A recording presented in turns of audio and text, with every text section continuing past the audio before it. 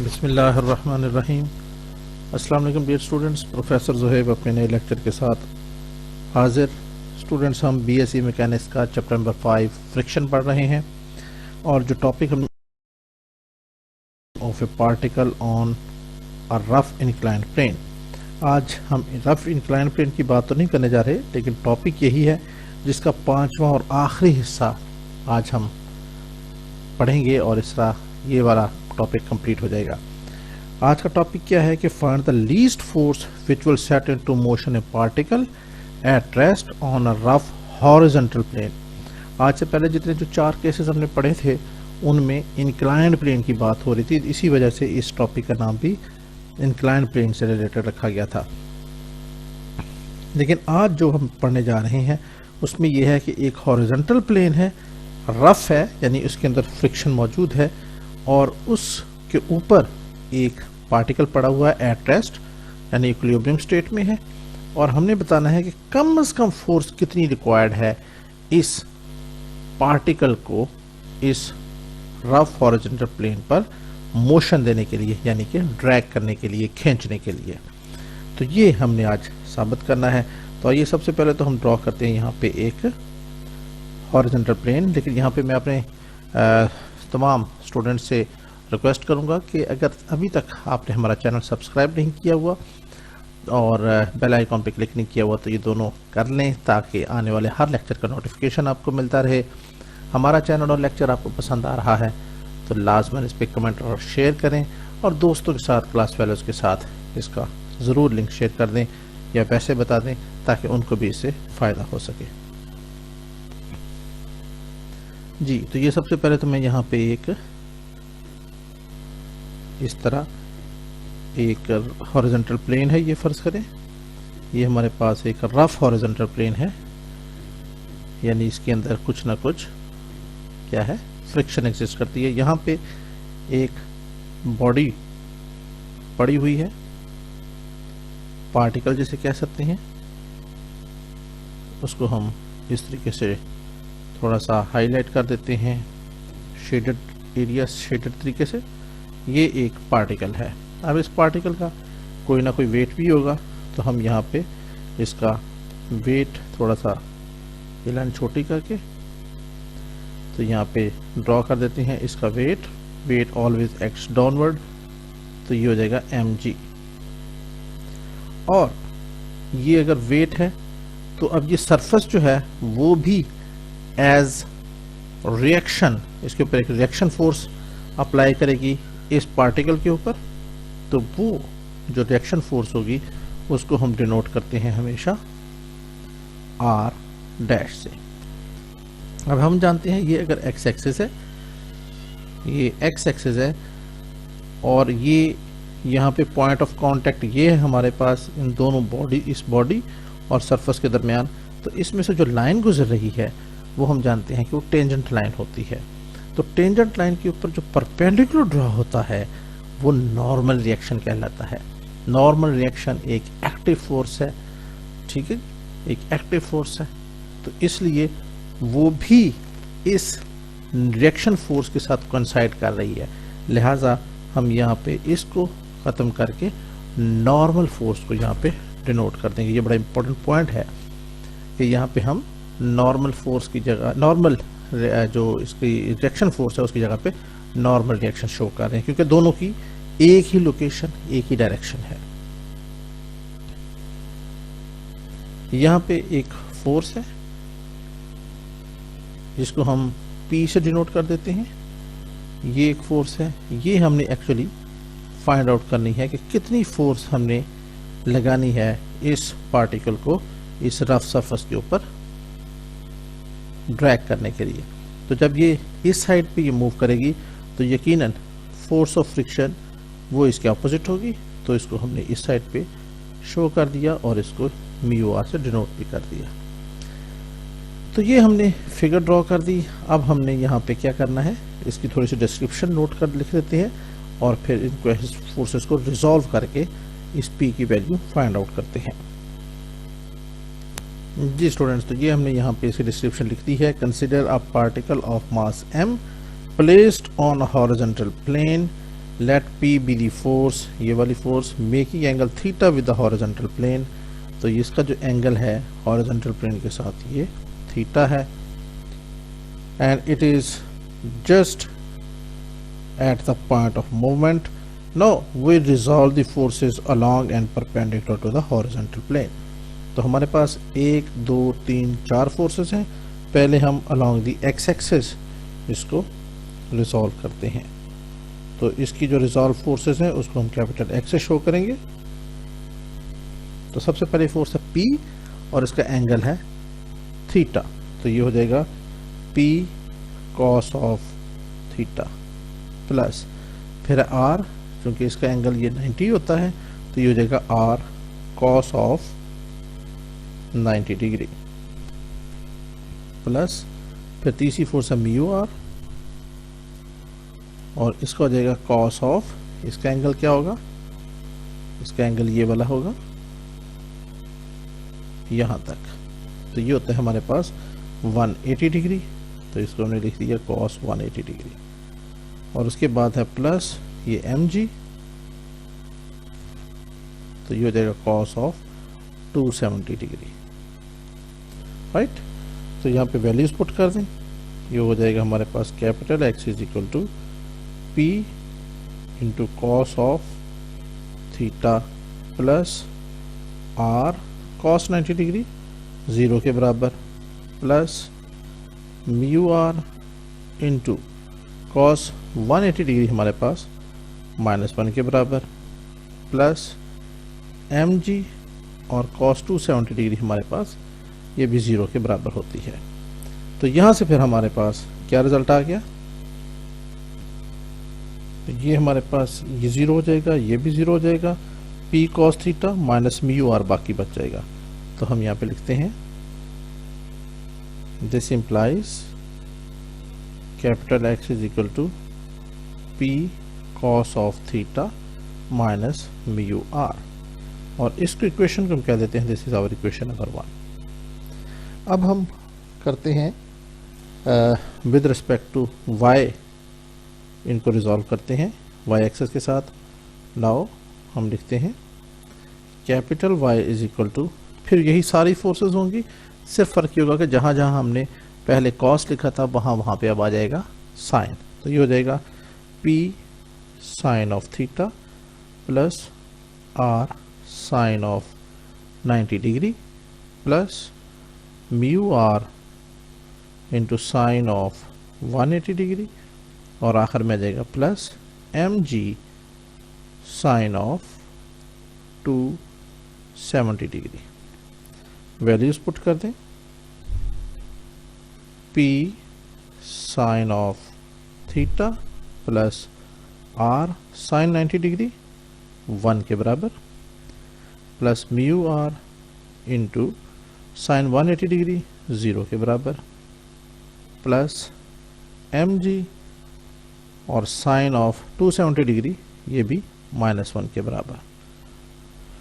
तो यहाँ पे हमारे पास ये वाली वैल्यू ख़त्म हो जाएगी, बाकी रह जाएगा हमारे पास capital Y is equal two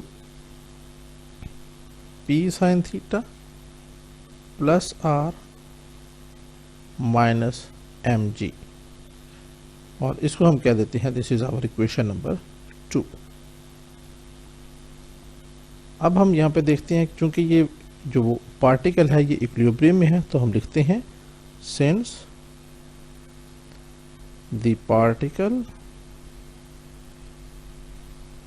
is in equilibrium therefore x और y ये दोनों क्या हो जाएंगे, ये 0 होंगे। सो देयरफॉर इक्वेशन नंबर 1 ये फिर क्या बन जाएगी, P cos of theta minus mu R is equal to, ये x 0 है तो ये 0 हो जाएगा। यहाँ से फिर हमारे पास अगर हमें म्यू R निकालना हो तो म्यू R को इक्वेशन के दूसरी साइड पे ले जाएं तो ये बच जाएगा mu R is equal to P cos of theta और इसको हम क्या देंगे, this is our equation number 3। Similarly equation number 2 this will give us, ये क्या बनेगा, P sine theta plus R minus M ji is equal to, अब यहाँ पे y ज़ीरो है तो इसको हमने ज़ीरो लिख दिया। तो यहाँ से हमारे पास क्या आ जाएगा, हमने सिर्फ ये r निकालना है, तो r इज इक्वल टू, इसको उठा के और इसको उठा के इक्वेशन के दूसरी तरफ ले गए, तो ये बन जाएगा minus p into sine of theta plus M G, और इसको हम कहेंगे इक्वेशन नंबर 4। तो इस r की वैल्यू अब हम इक्वेशन 3 से उठा के, इक्वेशन 4 से उठा के इक्वेशन 3 में पुट कर देंगे। पुट वैल्यू ऑफ r इन 3, क्या बन जाएगा, mu इंटू r की जगह ये सारा लिख दिया, minus p sine theta plus M G, ये ब्रैकेट में, और ये आ गया equal to p cos theta. यहाँ पे मल्टीप्लाई करवा दें, ये बन जाएगा minus mu p sine theta plus mu m ji is equal to p cos theta, ये हमारे पास आ गया। अब हम क्या करते हैं कि जो हमारे पास ये थीटा है और ये भी थीटा की वो है एक्सप्रेशन है, तो इन दोनों को इकट्ठा कर लेते हैं। ये म्यू पी साइन थीटा उठा के हम इसके साथ ले जाते हैं, तो फिर ये क्या बन जाएगा, P cos theta plus mu P sine theta, और ये इक्वल हो जाएगा म्यू एम जी, राइट। तो अब इसको हम मज़ीद आगे ले जाते हैं। इन दोनों में कॉमन आ जाएगा p, बाकी रह जाएगा cos theta plus mu sine theta, तो ये आ जाएगा हमारे पास, दिस इम्प्लाइज p कॉमन आ गया, तो बाकी क्या रह गया, फिर देख लें, cos theta plus mu sine theta, cos theta plus mu sine theta, और इस तरफ हमारे पास है म्यू एम जी, देख लें म्यू एम जी, तो ये आ गया म्यू एम जी। अब हम म्यू की वैल्यू पुट कर देते हैं। हम कई दफ़ा आपको बता चुका हूँ, टेंजेंट लैम्डा हमारे पास म्यू के बराबर होता है, तो यहाँ से फिर हम म्यू को लिख सकते हैं sine lambda over cos lambda, तो हम यहाँ पे वैल्यू पुट कर देते हैं। This implies p into cos theta plus sine lambda over cos lambda into sine of theta, और इधर आ जाएगा हमारे पास sine lambda over cos lambda into M जी, ये हमारे पास आ गया। तो यहाँ से फिर हम क्या लिख सकते हैं, दिस इम्प्लाइज p इंटू, यहाँ पे एलसीएम कॉस लैम्डा है, तो इसको हम लिख सकते हैं cos theta cos lambda plus sine theta sine lambda, ये हमने लिख दिया, इज इक्वल टू, इसको लिख सकते हैं sine lambda m g divided by cos lambda, ठीक है जी। इसको इसके साथ मल्टीप्लाई कर दिया, ये नीचे रहा। अब दोनों तरफ कॉस लैम्डा से अगर हम मल्टीप्लाई करेंगे तो कॉस लैम्डा से कॉस लैम्डा कैंसिल हो जाएगा, और हमारे पास सिर्फ न्यूमरेटर बाकी रह जाएंगे, इसको हम लिख सकते हैं p, इसको अब गौर से देखें तो ये किसके बराबर है, ये है cos of theta minus lambda, ठीक है जी, कोई डाउट, बिल्कुल ठीक।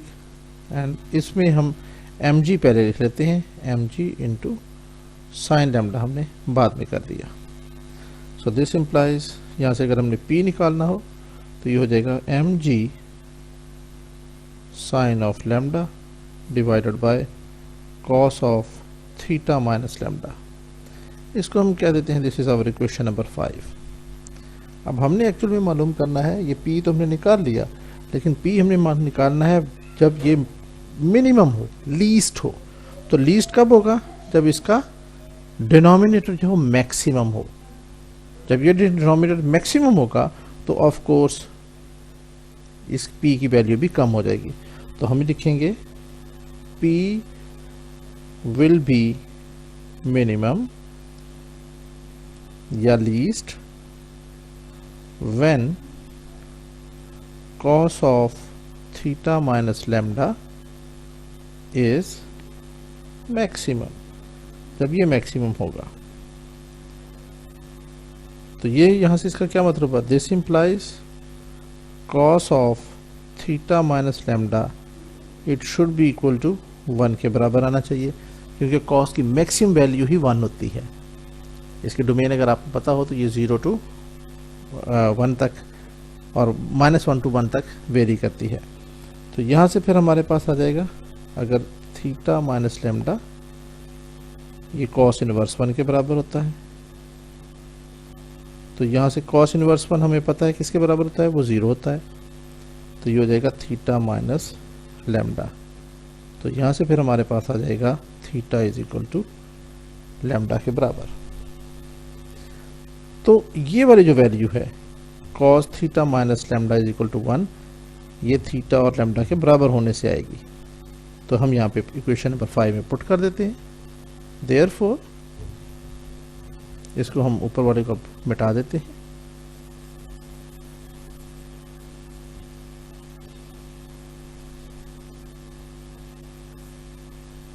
तो यहाँ पे हम लिखेंगे therefore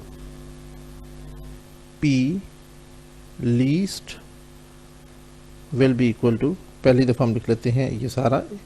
therefore equation number 5 implies P least is equal to mg sin of lambda divided by ये हो जाएगा 1 cos थीटा माइनस लैम्डा की जगह हमने 1 पुट कर दिया। सो therefore P least value of P will be equal to mg sin of lambda।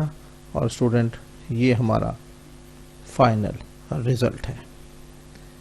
I hope student के ये क्वेश्चन आपको अच्छी तरह समझ में आ गया होगा, और ये हमारा पूरा टॉपिक भी आज कंप्लीट हो गया। अगर आपको अब तक हमारा चैनल पसंद आ रहा है और ये लेक्चर भी अच्छा लग रहा है, पिछले लेक्चर भी अच्छे लगे हैं, तो चैनल को सब्सक्राइब कीजिए, अपने दोस्तों से शेयर कीजिए। इंशाल्लाह मिलते हैं अपने नेक्स्ट लेक्चर में बहुत जल्द। जब तक की इजाज़त, अल्लाह हाफ़िज़।